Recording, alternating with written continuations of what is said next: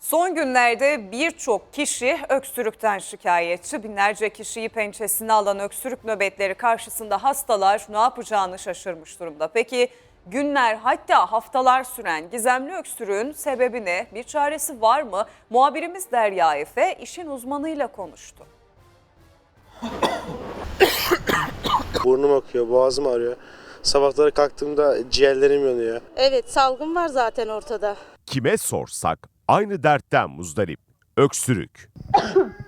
Birçoğu öksürükle geliyor ya da boğaz ağrısıyla bize geliyor. Herkeste bir hastalık, böyle bir üşütme tarzı şeyler var. Siz kaç gündür öksürüyorsunuz?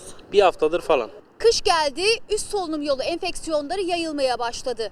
Birçok kişi ise bir türlü geçmek bilmeyen öksürüğün pençesinde. Bizim üst solunum yolu enfeksiyonu diyebileceğimiz hastalıkların arttığını söyleyebilirim. Üst solunum yolu enfeksiyonları artıyor. İşte otobüste, sokakta adeta tüm Türkiye öksürüyor.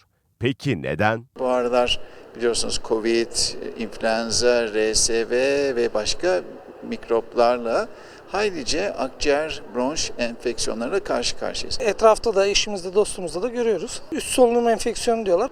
Dikkatli olmakta fayda var. Nezle, grip için bir haftada ilaçsız, 7 günde de ilaçla geçer gibi bir şey kullanırdık. Yani 7 günde geçerdi. Biz hepimiz buna hazırdık ama şimdi öyle değil. Bir kere bu mikroplar daha güçlü mikroplar eskisine göre. Öksürük bir başlıyor, bazen 20-30 gün sürüyor. Hatta öksürük nöbetleri uykudan bile uyandırabiliyor. Kaç gündür öksürüyorsunuz? Allah bir haftadan fazladır. Geçmiyor mu?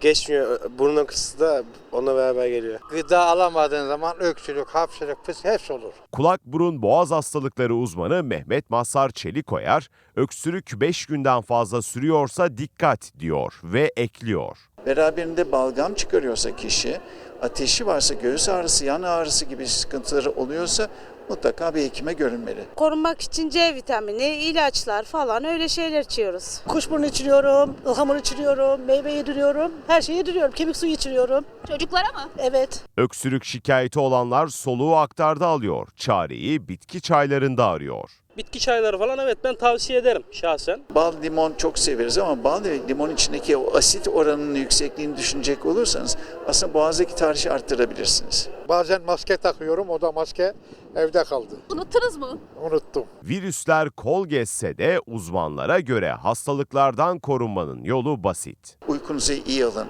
iyi beslenin, kötü alışkanlıklardan uzak durun. Bizde öksürme falan yok. Nasıl korunuyorsunuz peki? Neye dikkat ediyorsunuz? Maske. Ya maske. Bak elimde sağlık ocağından çıktım. Elimde maskeyle. En güzelini yapıyorsunuz. Evet, evet.